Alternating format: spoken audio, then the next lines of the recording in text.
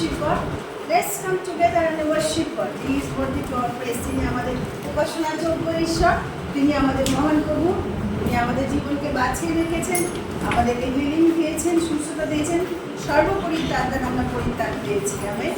আসুন সেই অনুসারে আজকে তিনি আমাদের সব কিছু যোগ্য, প্রশংসা, আমাদের adoration, he is worthy to give praise, honour, glory, everything he deserve for this. আজকে আমরা তাকে কাছে এসেছি যখন সমস্ত আমাদের উপাসনা, আমাদের সব কিছু তার হাতে আমরা কী করি, সমর্পণ করি। আমরা সকলে উঠে দাঁড়িয়ে স্ট্যান্ড টুগেদার। আমরা একসঙ্গে আজকে we are reading the scripture Psalm 16 will be reading. Psalm 16 ভজন সংহিতা 16 আজকে আমরা পড়ব। I will read one and the next verse will be reading. In this way we will finish this reading. 16 সংহিতা 16 আমি 1 পড়ব, আপনারা 2, আমি 3 আর আপনারা 4. So we will reading first one, then second you, third me, and fourth like this will finish whole psalm. আর এখানে ঈশ্বর দেখি তিনি কি আজকে আমাদের জন্য কি নিয়ে এসেছেন। গীত সংহিতা, ভজন সংহিতা পাঠের আরম্ভ। হে ঈশ্বর, আমাকে রক্ষা করো, কেননা আমি তোমার শরণ লইয়াছি। আমি সদাপ্রভুকে বলিয়াছি, তুমি আমার প্রভু, তুমি ব্যতীত আমার মঙ্গল নাই। পৃথিবীতে যে পবিত্র ব্যক্তিগণ থাকেন তারা আদরণীয়, আমার সমস্ত পৃথিবীর প্রার্থনা। যাহারা অন্য দেবতাকে উপহার দেয় তাহাদের যাতনা বৃদ্ধি পাইবে, রক্তরূপ তাহাদের প্রিয় নৈবেদ্য আমি উৎসর্গ করিব না, আপন অষ্টদরে তাহাদের নাম লইব না। সদাপ্রভু আমার দয়াংশ, আমার প্রাণ পাত্র, তুমি আমার অধিকার স্থায়ী করিতেছ। আমার জন্য মানরজ্য মনোহর স্থানে পড়িয়াছে, আমার অধিকার আমার পক্ষে শোভাযুক্ত। আমি সদাপ্রভু ধন্যবাদ করিব, তিনি আমাকে মন্ত্রণা দিয়েছেন, রাত্রিতেও আমার চিত্ত আমাকে প্রভু দেয়। আমি সদাপ্রভুকে নিয়ত সম্মুখে রাখিয়াছি, তিনি তো আমার দক্ষিণে, আমি বিচলিত হইব না। এই জন্য আমার চিত্ত আনন্দিত, আমার গৌরব উল্লাসিত হইল, আমার মাংস নির্ভয়ে বাস করিবে।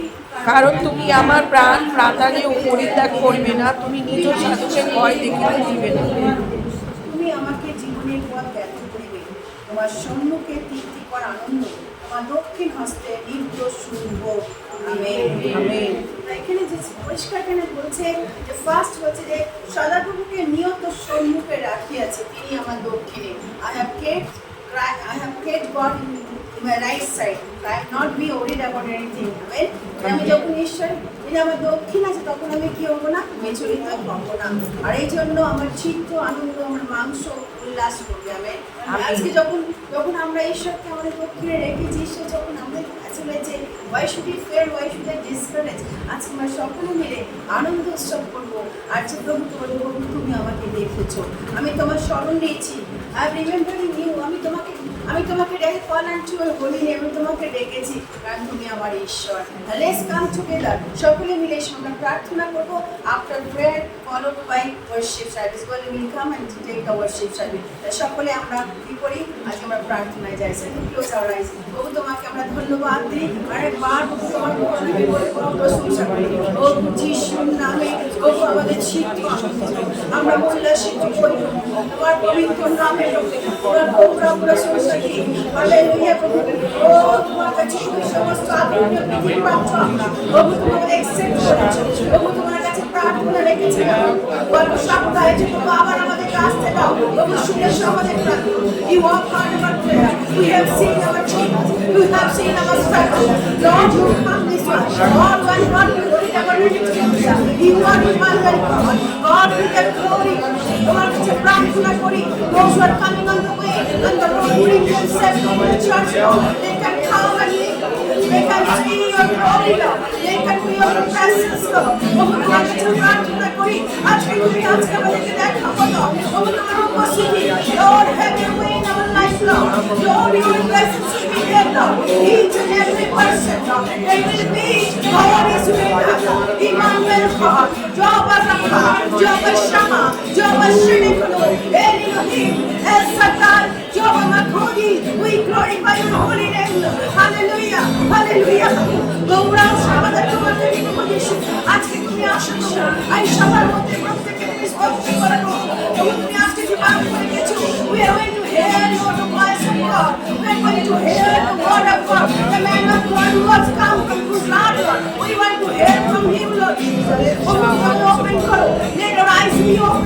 Let our eyes be open and let our ear be open, Lord. আমি যেন শুনতে পাই তোমার রব, এই জেন্টল হুইসপার, Lord, আমরা যেন শুনতে পাই। প্রভু আজকে আমাদের অনেকে প্রভু এসছে সেই প্রত্যাশা নিয়ে প্রভু, সব তোমাকে দিই প্রভু।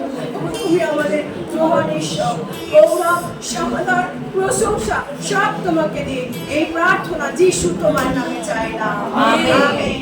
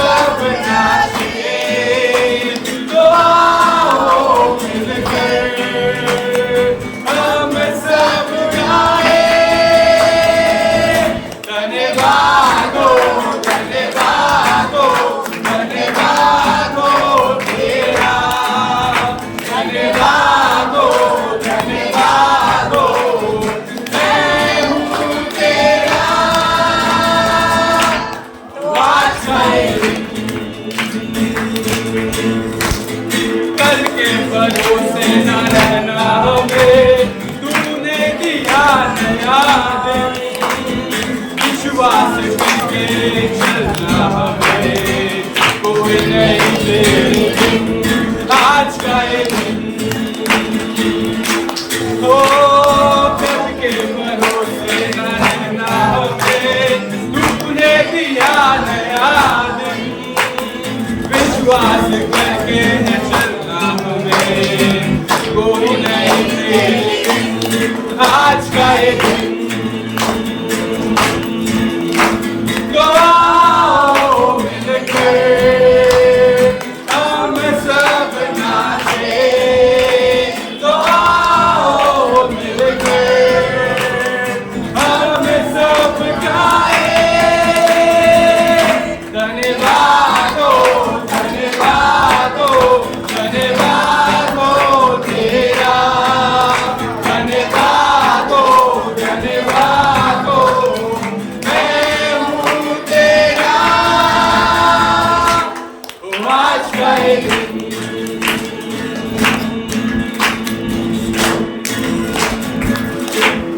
आज का ये दिन, आज का ये दिन, हो कल के भरोसे ना रहना हमें, तूने दिया नया दिन, विश्वास करके चलना हमें, कोई नहीं तेरे बिन, आज का ये दिन, हो कल के भरोसे न रहना हमें, तूने दिया नया दिन, विश्वास करके चलना हमें, कोई नहीं तेरे बिन, आज का ये दिन।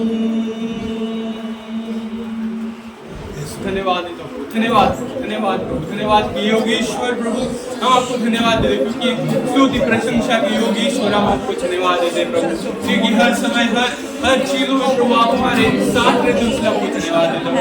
धन्यवाद प्रभु हर चीजों के लिए आपको धन्यवाद देता हूँ प्रभु, सभी को फिर से प्रभु आपके अपने भवन में लेके ऐसे आपको धन्यवाद देता हूँ, धन्यवाद प्रभु, धन्यवाद देता हूँ। स्तुति प्रशंसा के योगेश्वर हम आपको धन्यवाद देते हैं, महान ईश्वर, सर्वशक्तिमान ईश्वर प्रभु, आपके ऐसे कोई नहीं है प्रभु, कभी हो भी नहीं सकता प्रभु, धन्यवाद।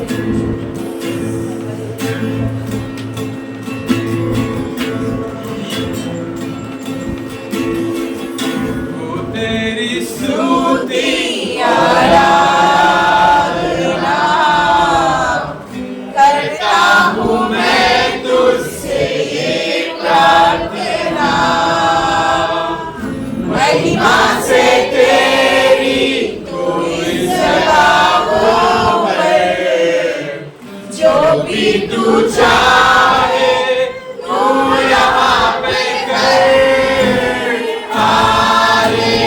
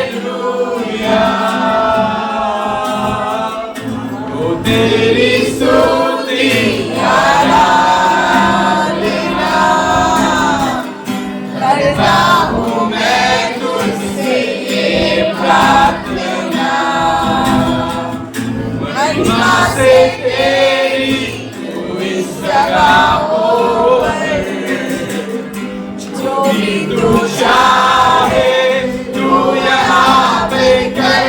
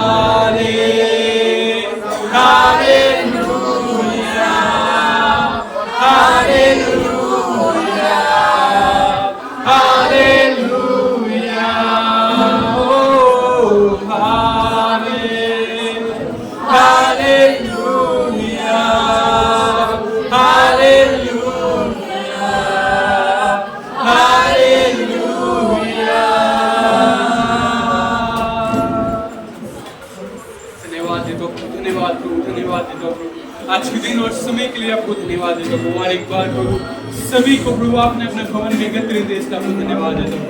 धन्यवाद देता हूँ प्रभु उपस्थिति के लिए प्रभु इस जगह पे प्रभु आपकी उपस्थिति के लिए आपको धन्यवाद देता हूँ प्रभु। धन्यवाद देता हूँ प्रभु महान ईश्वर प्रभु आपके ऐसा कोई नहीं है प्रभु। हम आपको धन्यवाद देते हैं प्रभु। हर समय हर घड़ी प्रभु आप हमें अपने पंख तले घेरे रखते इसलिए आपको धन्यवाद देता हूँ प्रभु। धन्यवाद देता हूँ प्रभु। इस सर्विस को मैं आपके हाथों में देता हूँ। यहाँ पे जितने न आए प्रभु जो मुझे प्रार्थना विनती जो मुझे खोज लेके आए प्रभु मेरा विश्वास है जब वहाँ से जाएंगे वो हर एक बोझ मुक्त होके जाएंगे मेरा विश्वास है। हर एक प्रार्थना का उत्तर मिलेगा तुमको प्रभु। हर एक द्वार उनके लिए नया द्वार को खुलेगा मेरा विश्वास है। उनके जीवन में वो यहाँ पे जितने लोग उपस्थित है सभी के जीवन में वो आपके आश्चर्य काम को दिखाओ। आज हमारे दिन में और भी आपको विश्वास कर सके और बोल सके यीशु मसीह एक बार जिंदा खुदा है। धन्यवाद देता प्रभु। इस सर्विस को आप हाथ में देता प्रभु। आपके होली स्पिरिट के गाइडेंस हमें लेके चलना प्रभु। हम लोग जो कुछ भी करेंगे प्रभु जन आपको महिमा मिले आपको ग्लोरी मिले प्रभु। आपके नाम को हम लोग ऊंचा उठा सके आप सहायता करो प्रभु। जो वचन हम लोग सुनने वाले वचन को मैं आपके हाथ में देता हूँ। वचन के सुन के यहाँ पे जितने लोग उपस्थित है सभी के मन हृदय में यहाँ बात कर सके उनके जीवन में प्रभु आपका काम हो सके आप सहायता करो। फिर से प्रार्थना करते हो सर्विस को आप हमें चलाओ आप हमें गाइड करो। सभी चीज को प्रभु मैं आपके हाथ में सभी चीज को आपके हाथ में देता हूँ। ये प्रार्थना यीशु आपके सामर्थ्य नाम आमीन।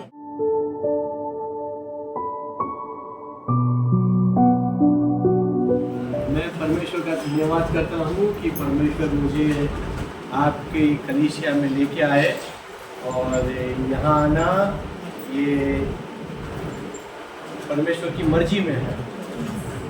मैं ऐसे समझता हूँ कि जब प्रभु मुझे कोई चर्च में ले जाता है तो उसकी मर्जी है।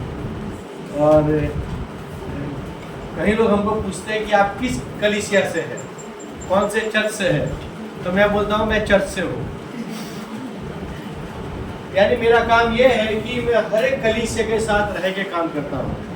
यानी जहाँ पर मैं जाता हूँ वहाँ मेरा चर्च है। जिस लोगों को मैं मिलता हूँ मेरे भाई बहन हैं। जिस लोगों के साथ मैं चर्च में आराधना करता हूँ वो मेरा परिवार है। और वो महसूस ही मुझे आज ही आपके चर्च में हो रही है। आमीन। परमेश्वर का धन्यवाद हो क्योंकि परमेश्वर ने हमें मौका दे दिया। और मैं मेरी टीम के साथ आया हूँ। लोग कभी कभी प्रचारक अकेला जाता है तो मैं तो मेरी टीम को लेके आया हूँ। मेरी पत्नी है मेरे साथ, और हम परमेश्वर का धन्यवाद करते हैं कि हमने जब से शादी किया तब से हमने एक बात को तय किया था कि हम सेवा में साथ में रहेंगे, साथ में मिल के परमेश्वर का काम करेंगे, साथ में मिल के परमेश्वर की जो योजना है उस योजना को हम आगे ले जाएंगे। और आज भी हम साथ में आपके साथ है, परिवार के साथ, तो हमें बहुत खुशी होती है। और मेरे साथ हमारे कई गुजराती लोग हैं जो गुजरात से आए हैं। कल सुबह में वो बहनें हमारी, जो बहनों का एक गुजराती में टीवी प्रोग्राम आता है हर सैटरडे के दिन। मेरी पत्नी उसका स्क्रिप्ट लिखती है और जो बहनें आई है वो बहनें टीवी में वो स्क्रिप्ट को बताती है और उसको प्रोग्राम में तैयार करते हैं। और हमारी एक बहन है वो पूरे प्रोग्राम को तैयार करके लोगों के पास जाने के लिए काम कर रही है। अभी तक हम ट्रांस वर्ल्ड रेडियो इंडिया के नाम से जाने जाते थे। कभी भी बात होता है तो हम कौन है, ट्रांस वर्ल्ड रेडियो इंडिया से है। सो हमारा लीगल आइडेंटिटी आज भी ट्रांस वर्ल्ड रेडियो इंडिया है। अगर आप हमें ऑफरिंग देते हैं तो हम आपको रिसीप्ट देंगे ट्रांस वर्ल्ड रेडियो इंडिया की, क्योंकि हमारा legal identity trans world radio India है। लेकिन आप लोग सुन रहे हैं वर्ल्ड रिसाउंड्स टुडे, सुन रहे हैं ना सर? आपको कैलेंडर मिला है, उसमें भी वर्ल्ड रिसाउंड्स टुडे है। बात यह है कि मैं 35 साल से इस ऑर्गेनाइजेशन में हूँ, 35 ईयर्स से। जब मैं जवान था तब मैं ज्वाइन किया था इस ऑर्गेनाइजेशन में। तब रेडियो बहुत चलता था। जैसे हमारे गुजरात का प्रोग्राम का नाम था स्तवन और बांग्ला का प्रोग्राम का नाम था जीवन बानी। ठीक बोल रहा हूँ? हाँ, जीवन बानी वो रेडियो पे आता था। सरस कुमार मंडल का उसमें प्रचार करते थे। तो रेडियो पे पूरा दुनिया रेडियो चलता था। अभी आज मार्केट में जाएंगे तो रेडियो मिलता है, मिल रहा है रेडियो। सबके हाथ में फोन है लेकिन रेडियो नहीं है। लेकिन 35 साल पहले अगर ईडन गार्डन में मैच होता था तो हमारे हाथ में रेडियो था। लोग रेडियो लेके घूमते थे। ईडन गार्डन में मैच है, गुजरात में लोग घूमते थे छोटा ट्रांजिस्टर रेडियो लेके मैच सुनने के लिए। लेकिन आज ऐसा होता है, सबके मोबाइल में दिखता है ना। पहले ऐसा था सुनने का होता था, अभी सीधा देखने का हो गया। सो हम मीडिया वाले लोग हैं, हम ट्रांसवर्ल्ड रेडियो के नाम से जाने जाते हैं। लेकिन अगर किसी से बात करते हैं ट्रांसवर्ल्ड रेडियो से, तो रेडियो का क्या मतलब है? वो मतलब को मिटाने के लिए हम हमारा आइडेंटिटी को चेंज कर रहे हैं। वर्ल्ड रिसाउंड्स टुडे, उसका मतलब है कि प्रभु का वचन गूंजता है। और हमारा काम यही है कि परमेश्वर का वचन गूंजना चाहिए, परमेश्वर का वचन आगे जाना चाहिए। मैं और मेरी पत्नी और मेरी टीम, हम कल मदर टेरेसा की जगह में थे और वहाँ पे हमने उनका छोटा सा जगह देखा और जो काम किया वो देखा। बहुत पढ़ा था मैंने उनके बारे में। मैं मेरे कई मिशन का जो संदेश देता हूँ उसमें मैं उनके बारे में बहुत बोलता हूँ। लेकिन मैं जब कल गया तो एक अजब का फीलिंग था, एक अजब की बात मेरे दिल में, मेरे दिमाग में घूम रही थी। और मैं सोच रहा था कि उन्होंने जो जीवन जिया जिस रीति से, आज भी परमेश्वर की बात गूंज रही है उनके जीवन के द्वारा। वो तो नहीं रहे लेकिन उनके करने वाले हैं। जैसे कि परमेश्वर का वचन गूंजेगा, जैसे आज आपके जीवन में परमेश्वर ने काम किया है। किसी पास्टर ने, हमारे पादरी साहब बहन ने बातचीत किया होगा, लेकिन वो आज आपके जीवन में गूंज रहा है। नहीं, आज हमारी बहन प्रार्थना कर रही थी। सो प्रार्थना में परमेश्वर का वचन गूंज रहा है। सो यही काम हमारा है कि परमेश्वर का वचन गूंजना चाहिए। इसीलिए हमने हमारा नाम बदल दिया है, लेकिन हमारा legal identity Trans World radio India रहेगा। क्योंकि भारतवर्ष में लीगल आइडेंटिटी चेंज करने का बहुत प्रॉब्लम है, नहीं कर सकते। लेकिन अगर आप हमारे टीवी चैनल्स में जाएंगे, हमारे यूट्यूब चैनल्स में जाएंगे, हमारे व्हाट्सएप ग्रुप में जाएंगे, हमारा व्हाट्सएप संदेश मिलेगा, हर जगह में आपको वर्ड साउंड टुडे दिखाई देगा, मिलेगा। इसीलिए हम वर्ड साउंड टुडे से लोगों से बात करते हैं। जब मैं यहाँ बैठा था तो मैं सोच रहा था कि बहनें आज कितना जोर से काम कर रही है। आज बहनें परमेश्वर के लिए खड़ी है। मैं पिछले 25 साल का मेरा तजुर्बा बोलता है, मेरा अनुभव बोल रहा है कि मैं जहां पर भी जाता हूं वहां पे बहनें ज्यादा है। परमेश्वर को जानने के लिए, परमेश्वर को महिमा देने के लिए, परमेश्वर के साथ खड़े रहने के लिए, अपने परिवार को आगे बढ़ाने के लिए बहनें परमेश्वर के लिए ज्यादा दिखती हैं। और आज भी मैं उस बातों को यहाँ महसूस कर रहा हूँ। मैं हूँ गुजरात का। गुजरात में 28 साल काम किया और गुजरात से मैं अभी दिल्ली में मूव हुआ हूँ। मैं दिल्ली में रहता हूँ मेरी पत्नी के साथ, और हमारी जो ट्रांस वर्ल्ड रेडियो इंडिया की जो जिम्मेवारी है फील्ड मिनिस्ट्री, उसको मैं संभालता हूँ। लेकिन मैं एक बात को आज बोलना चाहिए, ये वर्ड साउंड्स टुडे और ये trans world radio India Bengali आदमी चला, मालूम है आपको? नहीं मालूम? ये लोग ने बोला नहीं है, ये लोग बोलना चाहिए आप। ये वर्ड साउंड टुडे है ना, उसका बड़ा बॉस बंगाली है, जिसको चलाने वाला, जिसके साथ मिलकर मैं काम करता हूँ, उसका नाम है दीपेंद्र हल्दर। वो कोलकाता के है, 24 परगना का, साउथ 24 परगना का है वो। और वो सिलीगुड़ी में थे लंबे समय तक, और प्रभु उनको दिल्ली में लाए 2019 में, और 2021 से पूरे भारतवर्ष की जिम्मेवारी एक बंगाली आदमी ले रही। आपको गर्व करना चाहिए कि ट्रांस वर्ल्ड रेडियो इंडिया का जो सीईओ है, head of the institution, Bengali आदमी। और मैं धन्यवाद करता हूँ मेरे भाई दीपेंद्र के लिए।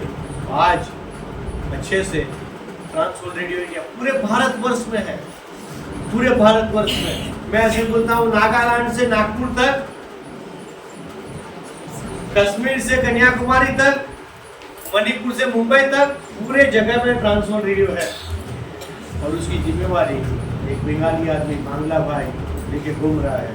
प्रार्थना कीजिए, 4 साल हुआ है उनको ये जिम्मेवारी आगे लेते जाते हुए।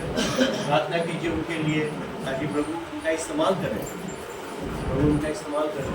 प्रभु उनके जीवन के द्वारा, उनके कार्य के द्वारा, उनके डिसीजन के द्वारा पूरे भारतवर्ष को आशीष मिलेगा, पूरे भारतवर्ष को। उनकी पत्नी के लिए, उनके बेटे के लिए दुआ कीजिए। उनका बेटा भी 12th में आया है ये साल से।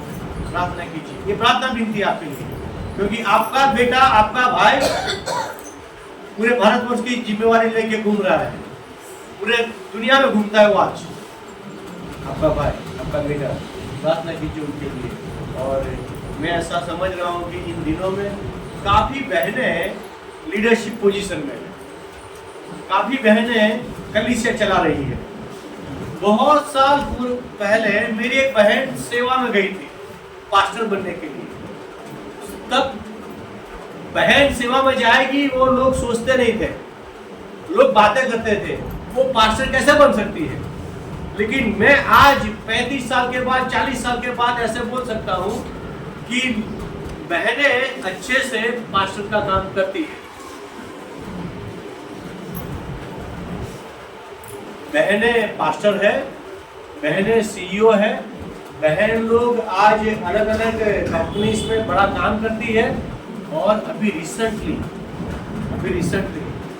बहन बिशप है अपने भारतवर्ष में। उड़ीसा में एक बहन बिशप है, यानी मिनिस्ट्री में बहन लोग अच्छे से सेवा कर रही है।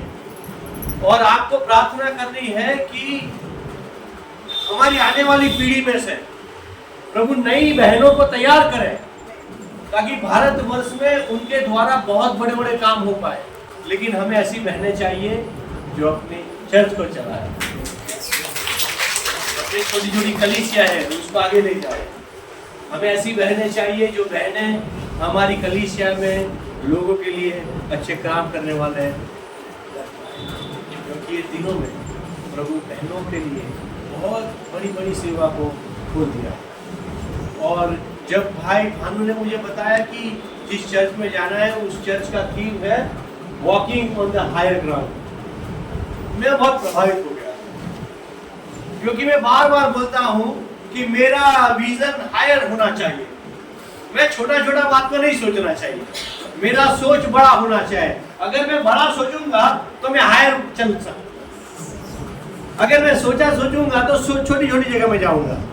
हमारे घर में बच्चा पैदा होता है तो समय समय पे उसका ग्रोथ होना चाहिए कि नहीं होना चाहिए। अगर वो बच्चा 1 महीना 2 महीना 3 महीना रहेगा और उसका आंखें, उसका मुंह, उसके पैर, उसकी उंगलियां बड़ी नहीं होगी तो क्या होगा? उसका वेट नहीं बढ़ेगा तो क्या होगा? 6 महीने के बाद, 7 महीने के बाद, 10 महीने के बाद अगर बच्चा चलेगा नहीं तो क्या लगेगा? चलना पड़ेगा, घर में घूमेगा, किचन खराब कर देगा, सब ड्रॉर्स को खोल देगा, खुलेगा नहीं। अगर नहीं करता है और वो सोया ही रहता है तो क्या होगा? 2 साल के बाद वो घर में सोया ही बैठ है, चलता नहीं है तो क्या होगा? हम विश्वासी लोग भी कभी कभी ऐसे हैं, हम विश्वास में आ जाते हैं लेकिन आने के बाद हम वो छोटा बच्चा 1 साल का 2 साल का जो चलता नहीं है वैसे ही रहता है। हमारा चलना लंबा चलना होना चाहिए, हमारा वॉकिंग हायर होना चाहिए। हम 1 महीने के बाद, 2 महीने के बाद, 1 साल के बाद, 2 साल के बाद हमारा चलना बढ़ना चाहिए, हम ऊपर होने चाहिए, क्योंकि हमारा परमेश्वर सर्वशक्तिमान है, हमारा परमेश्वर सर्वज्ञानी है।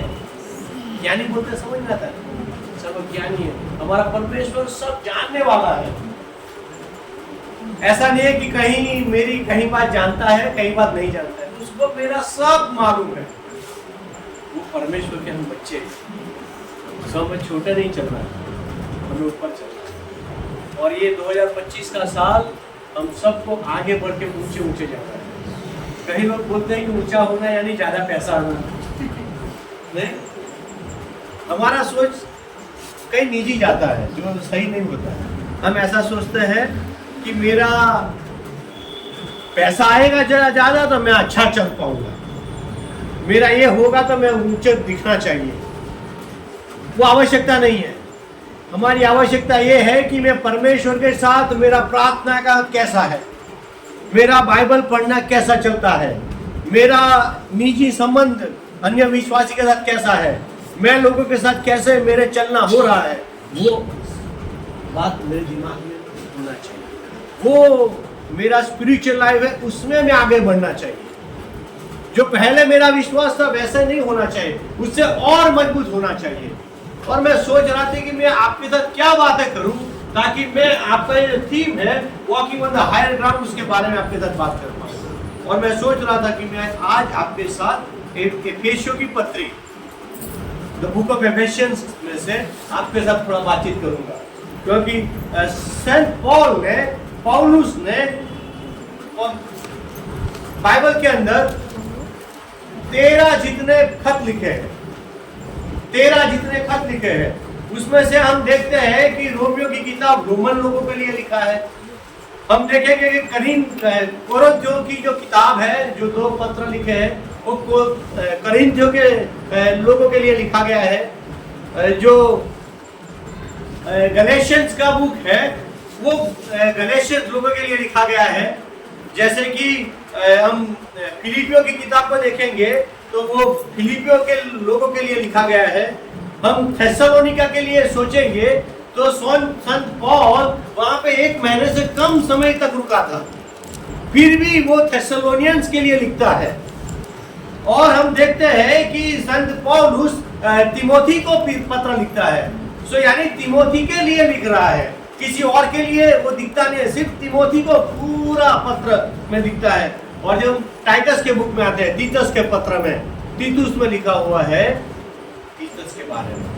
और अगर हम फिलेमोन का छोटा सा है, फिलेमोन छोटा सा है, उसमें थोड़ी सी आयत है वो फिलेमोन के बारे में लिखा है। लेकिन अगर हम एफेसियंस के बारे में सोचेंगे, हम एफेसी के लोगों के बारे में सोचेंगे, पौलुस एफेसियों के बारे में जो खत लिखता है वो सिर्फ एफेसी के लिए नहीं है, वो हमारे लिए भी है, वो चर्च के लिए है। उसका जो थीम था वो चर्च था, उसकी जो बातें थी वो चर्च के बारे में थी। और एफेसियों की जो पत्री है वो पूरे कलीसिया के लिए है। यानी इस धरती के ऊपर जितनी भी कलीसिया है उस कलीसिया के बारे में सोच के ये खत लिखा गया है। और ये खत आज भी मेरे साथ बात करता है, ये खत आज भी आपके साथ बात करता है, ये खत आज भी मुझे और तुम्हें नया नया बात समझाने के लिए दिखाता है। और एक खत ऐसा खत है, जब गवर्नमेंट में से कोई सर्कुलर लेटर निकलता है ना, अगर ममता बनर्जी मैडम जी के ऑफिस से एक पेपर आता है कि हर एक ऑफिस में ये समय पे काम होना चाहिए, हर एक रोड के ऊपर ये साइन लगना चाहिए, एक लेटर जाता है ना कलेक्टर के पास, और कलेक्टर हर एक जगह में भेजता है। वैसा ये चर्च के लिए संत पौलुस ने लिखा हुआ लेटर है कि चर्च आपको इस रीति से चलना होगा, चर्च आपको इस रीति से आगे बढ़ना होगा, चर्च इस रीति में आपको आगे चलना होगा। और इस बात के लिए ये हर एक कलीसिया के लिए लिखा गया है। हम उसका 1 से 3 अध्याय को देखेंगे, 1 2 3 चैप्टर्स को देखेंगे। वो प्रभु यीशु मसीह के साथ अपनी पहचान के बारे में बताता है। 1 से 3 जो अध्याय है, 1 से 3 जो चैप्टर है, वो प्रभु यीशु मसीह के साथ की मेरी पहचान कैसी है, मेरे बारे में, प्रभु यीशु मसीह के बारे में बताते हैं। और 4 से 6 अध्याय में एफेसियों की किताब पत्री, उसका 4 से 6 अध्याय है, 4 to 6 चैप्टर, परमेश्वर के बच्चे को कैसा जीवन जीना चाहिए। सुनिए मेरी बात फिर से, 4 अध्याय से 6 चैप्टर तक परमेश्वर के बच्चे को कैसा जीना चाहिए उसकी बातें बताई। 1 2 3 4 5 6 लिखा हुआ है परमेश्वर के बच्चे को कैसा जीवन जीना चाहिए। उसका मतलब ये हुआ कि एफेसियों की किताब आज हमारे चर्च के लिए, श्याम बाजार एजी चर्च के लिए भी है। जिस कलीसिया से मैं आता हूं उसके लिए भी ये एफेसियों की किताब लिखी गई है। और ये जो किताब है उसमें 4 और 13 में लिखा गया है कि मैं परिपक्व बन के प्रभु यीशु मसीह में आगे बढ़ना चाहिए। परिपक्व समझ में आता है? वो गुजराती शब्द है, ये हिंदी है, बांग्ला है, बांग्ला में क्या बोलेंगे? परिपक्व, परिपक्व, परिपक्व। अगर हम परिपक्व बनना चाहते हैं तो हमें पवित्र आत्मा से भरपूर होना पड़ेगा। हमें पवित्र आत्मा से भरपूरी हमारे जीवन में होनी चाहिए। और जो 4th अध्याय है, 4था चैप्टर है, वो अलग अलग जगह में अलग अलग बातों के लिए हम कैसे परिपक्व बन सकते हैं उसके बारे में बताया गया है। और ये जो पत्री है, ये पत्री हमारा शारीरिक, हमारा आत्मिक, हमारी जो योजना है, वो हमारा जो थिंकिंग पैटर्न है, हर एक बातों के लिए बताया गया पत्र है।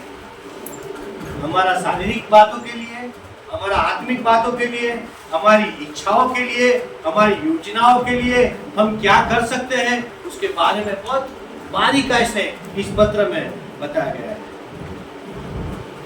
और संत पौलुस, अगर हम परिपक्व बनना चाहते हैं, अगर हम हायर ग्राउंड पे चलना चाहते हैं, अगर हम प्रभु यीशु मसीह के नजदीकी में चलना चाहते हैं, ये चलना शब्द है, हायर ग्राउंड पे वॉकिंग चलना चाहते हैं।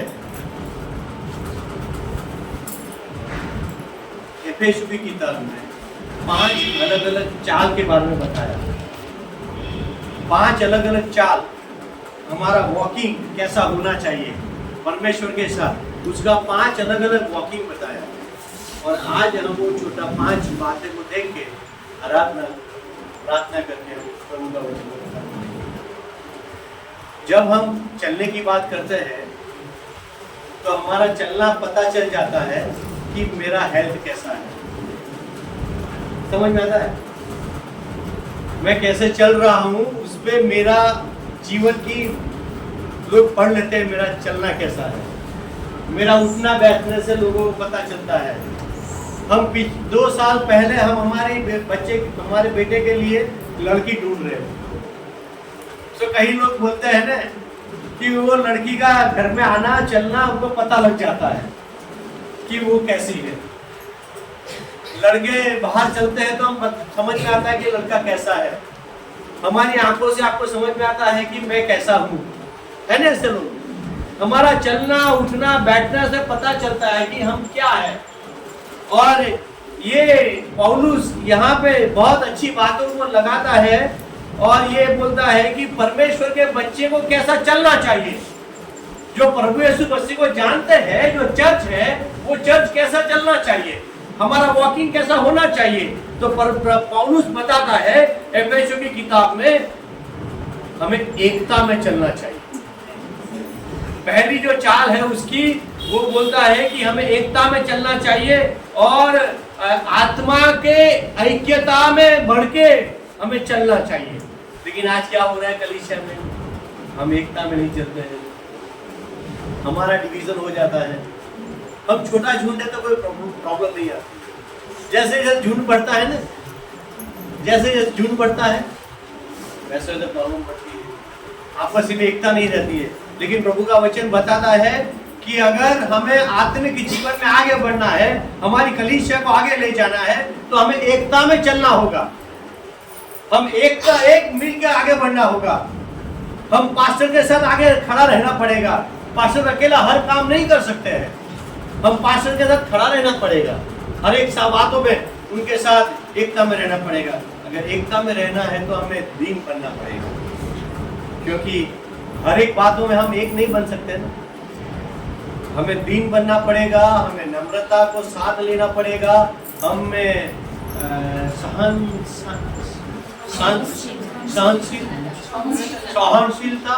सहनशीलता के साथ आगे बढ़ना पड़ेगा।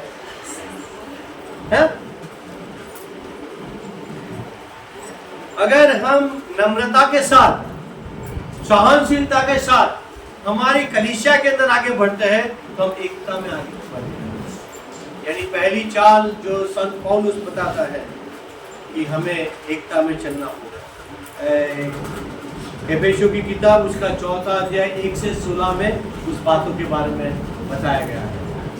आप उसको पढ़िए। आज मैं पूरा और भी बता रहा हूँ आपको।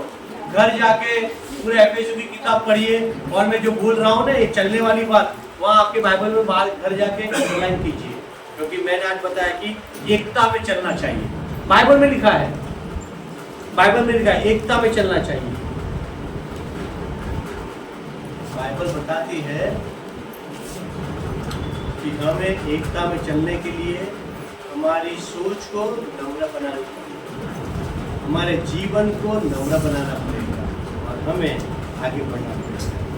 हम देखेंगे दूसरी चाल जो संत पौलुस दिखाता है। दूसरी चाल जो संत पौलुस दिखाता है एफेसियों की किताब उसका 4 अध्याय उसकी 17 वर्ष में लिखा है, पवित्रता में चलो। पवित्रता समझ में आता? पवित्रता बांग्ला पवित्रता, हमें पवित्रता में चलना। हम पवित्र कैसे बन सकते? अगर हमारा चलना पवित्र होगा, हम जहां पर भी जाएंगे वहाँ एक सुगंध को लोग महसूस करेंगे। हम कहीं पर भी जाएंगे, हमारी जो पवित्रता है, हमारा जो बोलना चलना बात करना लोगों को दिखाई देगा। हमें पवित्रता दिखता है। पवित्र जीने के लिए हमें हमारे जीवन में इन चीजों को छोड़ना पड़ता है, कई चीजों को प्राप्त करना पड़ता है। और बाइबल बहुत स्पष्ट रीति से बताती है, 4 अध्याय उसकी 25 से 32 आयत तक, अगर मैं पवित्र चलना चाहता हूँ, अगर मुझे पवित्रता में चलना है, मैं पवित्र जीवन में आगे बढ़ना है, तो मुझे असत्य से दूर रहना होगा। मुझे सत्य बोलना पड़ेगा, मैं असत्य से दूर रहना पड़ेगा। परमेश्वर के बच्चे को असत्य से दूर रहना पड़ेगा, तब वो पवित्रता में चल सकता है। परमेश्वर के साथ चलना है, पवित्र जीवन जीना है, तो हमें गुस्सा नहीं करना है। गुस्सा समझ में आता है? हमें गुस्सा नहीं करना है, लेकिन मैं बार बार कर देता हूँ, कुछ हो जाता है गुस्सा, आराम से हो जाता है ना। गुस्सा भी आराम से होता है, पता भी नहीं चलता मैं गुस्सा हो गया, ये होता है। हमारा हर दिन का ये एक प्रॉब्लम है। कुछ ऐसी छोटी सी बात नहीं हुई, जोर से चिल्ला लिया, पता है ना। मैं ट्राई करता हूँ नहीं होने का ट्राई करता हूँ। मैं ऐसा नहीं बोलता हूँ नहीं करता हूँ, मैं ट्राई करता हूँ। हर दिन मैं मेरे जीवन में उसको याद करता हूँ और ट्राई करता हूँ। नहीं, कभी कभी मैं उसके बारे में सोचता हूँ कि मैं रियल में ट्राई करता हूँ कि नहीं करता हूँ। क्योंकि हम बोलते हैं ट्राई करते हैं, लेकिन रियल में करता हूँ कि नहीं करता। ये गुस्सा कर लेते हैं ना। बाइबल बताती है कि अगर मुझे पवित्र जीवन जीना है तो मुझे चोरी नहीं करना चाहिए। वो तो मैं नहीं करता, क्योंकि अगर पकड़ा गया तो नहीं होता है। अगर पकड़ा गया तो खत्म। गुस्सा तो कर लेता हूँ, किसको पता होता है, मैं और मेरे साथ जिसके सामने किया वही होगा। लेकिन अगर चोरी किया तो पकड़ा, वो डर के मारे नहीं करता। लेकिन मालूम हम क्या करते हैं, हम परमेश्वर का समय को चोर लेते हैं, है ना। उनके साथ जो बैठना है वो चोरी कर लेते हैं। जो समय परमेश्वर की हजूरी में बैठना है वो नहीं करते हैं। हमारे परमेश्वर का जो साथ का संबंध है उसमें हम चोरी कर लेते हैं। तो उसमें और बाइबल बताती है कि हम मलिन वचनों को बोलते हैं। मलिन समझ में आता है? गंदा शब्द को बोलते हैं। और हमारा जो पुराना जीवन है ना, बहुत इजीली आ जाता है। यहाँ हमारा बोलने में बहुत इजीली आ जाता है। अभी मैं थोड़े दिन पहले मेरा एक स्टाफ के साथ बात कर रहा था। मेरा एक स्टाफ है, जोर से गुस्सा कर देता है और मलिन शब्द बोल देता है। किसी एक बार हमारा एक स्टाफ ने हमको बताया कि ऐसा बोल देता है हमारे सामने। मैं उसके साथ बात कर रहा था, 1 to 1 हम दोनों बात कर रहे थे। लीडर था मेरा। कभी कभी पुराना जीवन आ जाता है, सही बात। हमारा पुराना जीवन आज भी कभी कभी बोल देता है, क्या हो जाता है। कहीं ऐसा चीज होता है, हो जाता है। जैसे कि ये रास्ते में मैं 2 व्हीलर चला रहा हूँ, कोई रॉन्ग साइड वाला आके मुझे कर दिया, तो मेरा पहला शब्द क्या आता है? टच कर दिया, पहला शब्द क्या आता है? वो मलिन। तो मेरा पुराना जीवन जब ऐसा कुछ बात होता है तो खराब हो जाता है। अगर पवित्र बनना है तो इससे बाहर होना पड़ेगा। और एक और बात उसमें बताया, पवित्र बनना है तो पवित्र चाल चलनी है। क्या बताते हैं? हम एक दूसरे को माफी देना पड़ेगा, हमें माफी देना पड़ेगा। और हमें हमारे लिए जो अच्छा होता है उसमें हम माफ कर देते हैं, लेकिन जो हमारे लिए अच्छा नहीं होता है उसको माफ नहीं करते हैं। जिससे हमें कुछ ले लेना होता है उसको माफ कर देते हैं, लेकिन अगर देने वाला बात आता है तो माफ नहीं। लेकिन परमेश्वर का वचन बोलता है कि हमें पवित्र बनना है तो माफी देना पड़ेगा, माफ करना पड़ेगा। चाहे अंदर से कितनी भी कड़वाहट हो, कितना भी कड़वा हो, हमें माफ करना पड़ेगा। संत पौलुस तीसरी उसकी जो चाल है वो प्रेम में चलो, ऐसा बोलता है। वो बोलता है प्रेम में चलो। प्रेम में चलने की बात एफेसियों की किताब उसका 5वां अध्याय उसकी 1 से 6 आयत में लिखा हुआ है। प्रेम में चलने वाली बात बोलता है कि हमारा प्रेम एक सिंसियर प्यार होना चाहिए। हमारा परमेश्वर के साथ का जो प्यार है वो सिंसियर होना चाहिए। हमारी जो फीलिंग्स है वो फीलिंग सिर्फ ये सोडा बॉटल की जैसे नहीं होना चाहिए कि अभी सोडा बॉटल को हिला दिया और खोल दिया और निकल गया, ऐसा नहीं होना चाहिए। हमारा जो परमेश्वर के लिए जो प्यार है वो प्यार लगातार होना चाहिए। और जब हम प्यार करते हैं तो हमारा आपसी प्यार भी लगातार होना चाहिए। हमारे एक दूसरे का जो प्यार है वो एक स्ट्रॉन्ग प्यार होना चाहिए। और पौलुस एक और चीज को बताता है कि अगर ईसाई व्यक्ति प्यार करता है, अगर बिलीवर्स प्यार करता है, तो वो प्यार कैसा होता है? बलिदान से भरा हुआ। वो प्यार ऐसा है कि बलिदान से भरा हुआ प्यार होना चाहिए। और पवित्र शास्त्र दिखाती है, बाइबल बताती है, यूहन्ना की गॉस्पेल में लिखा है 15 और 12 में, ईसाई प्यार समर्पण वाला है, समर्पण के साथ होना चाहिए। सिर्फ वो हमारी फीलिंग्स के जैसा नहीं होना चाहिए। यानी हमें पवित्र चाल चलते हैं, उसके साथ हम पवित्र जीवन जीना शुरू करते हैं, तो हमारा एक चाल दिखना चाहिए जो है प्रेम में चलने का। अगर प्रेम में चलने का दिखता है तो हमारे आसपास लोग रहेंगे, हमारे आसपास हम जहाँ पे रहते हैं तो आसपास के लोगों को हम जानते हैं, उसमें से कई लोगों के साथ हमारा अच्छा बनता है। हम जो प्यार करने वाले लोग हैं उनके साथ लोग खड़े रहेंगे। अगर हम ईसाई लोग प्रेम में चलेंगे, प्रेम में हमारा वॉकिंग रहेगा, तो लोग हमारे पीछे चल रहे हैं, नए नए लोग इस कलीसिया में आएंगे। और जो चौथी चाल पौलुस दिखाता है, बताता है, वो 5 अध्याय के अंदर 7 और 8 आयत में लिखा है।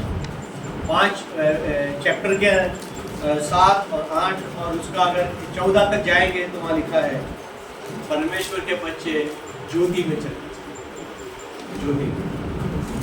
ज्योति में चलना चाहिए। ज्योति का मतलब है प्रकाश। हम जहाँ पर भी चलेंगे वहाँ पे प्रकाश दिखाई देगा। हम जहाँ भी जाएंगे वो अपना एक छोटा सा प्रकाश दिखेगा लोगों को। यानी परमेश्वर के बच्चे ज्योति समान है। लेकिन आज क्या हो रहा है? परमेश्वर के बच्चे प्रकाश में दिखते नहीं हैं। उनका जीवन से वो ज्योति बाहर निकलती नहीं है। और ये एक ऐसी चाल है जो हम कभी नाटक नहीं कर सकते। नाटक समझ में आता है? ड्रामा नहीं हो सकता है। ये ऐसी चाल है। आप प्यार का नाटक कर सकते हैं, पवित्रता का नाटक कर सकते हैं, आप एकता में वो कर सकते हैं, लेकिन आप ज्योति वाले हैं वो नहीं कर सकते हैं। ज्योति तो लोगों को दिखाई देगी, आपके मुंह से, आपकी बातचीत में, आपके चलने से, आप जो काम करते हैं उसमें दिखाई देगी। सो जब प्यार करते हैं तो किसी को दिखता है, लेकिन हम जानते कि है कि नहीं। लेकिन ज्योति वाला चीज वो हमारे हाथ में नहीं है, परमेश्वर के हाथ में है। हमारे चलने से लोग देखेंगे।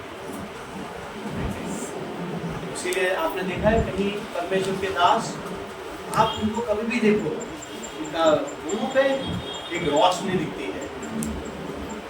कभी भी देखो, आप कभी भी देखो कहीं परमेश्वर के बच्चे, कभी भी उनको रात को 2 बजे उठाए ना, उठ जाएंगे तो आपको उनके चेहरे पर रोशनी दिखाएगी, उनकी आंखों में एक ज्योति दिखाएगी। देखा है आपने? मैंने देखा है। नए विश्वासी लोग बहुत आए, देखा है प्रकाश। अगर हमें आगे बढ़ना है तो हमें ज्योति में चलना होगा, प्रकाश में चलना होगा। अगर प्रकाश में चलना है, ज्योति में चलना है, तो हमें भलाई करनी पड़ेगी, हमें न्यायी जीवन जीना पड़ेगा, हमें सत्य देखना पड़ेगा, सत्य के साथ चलना पड़ेगा। हमें प्रभु यीशु मसीह के बारे में लोगों को दिखाने में शर्म नहीं लगेगी। शर्म समझ में आते हैं? शर्म, लज्जा नहीं लगेगी। और हम बंद नहीं होंगे कमरे में, हम खुले होंगे। हम कोई प्रॉब्लम नहीं, मेरा सब खुला खुला है। तब लोगों को दिखाई देगा ज्योति में चलने वाले लोग प्रकाश में चलते हैं। वहां पे ड्रामा नहीं दिखेगा, ढोंग नहीं होगा, वहां पे दिखावा नहीं होगा। जो रियल है, दिखावा नहीं होगा। और हम इसके माध्यम से परमेश्वर के लिए परिपक्व बन सकते हैं। और जो 5वीं चाल पौलुस यहाँ पे दिखाता है चैप्टर 5 15 से 17 में, वो दिखता है बुद्धिमान की चाल। बुद्धिमान की चाल वहां पे बहुत साफ रीति में लिखा है, बुद्धिमान की चाल चलो। बुद्धिमान का मतलब है कि परमेश्वर ने हम सबको बुद्धि दिया है। बुद्धि समझ में आता है? हाँ, बुद्धि बंगाल में, गुजराती में बुद्धि है। बुद्धिमान की तरह जीने वाले, चलने वाले हम के बच्चे हैं। हम कुछ आम आदमी के बच्चे नहीं है। हम तो उस बाप के बच्चे हैं जिस बाप ने ये पूरा धरती को बनाया, पूरे धरती को अपने हाथ में चलाता है, घूमता है। उनके बच्चे हैं। अगर वो इतना बुद्धिमान है तो हम क्या बुद्धि में नहीं चल सकते? हम उसके बच्चे हैं। आमीन।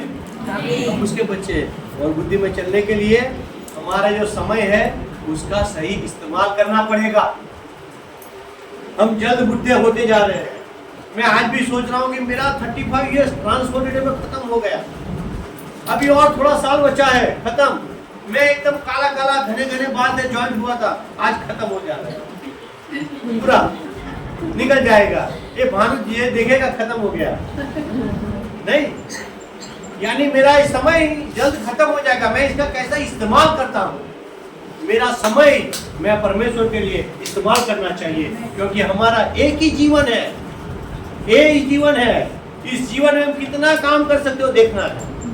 नहीं, आज सुबह में मैं 4:30 उठ के थोड़ा सोच रहा था बंगाल के बारे में, और मैं ऐसे सोच रहा कि परमेश्वर ने बड़े बड़े लोगों को यहाँ पे लाया, बड़े बड़े लोगों ने बड़ा बड़ा काम किया।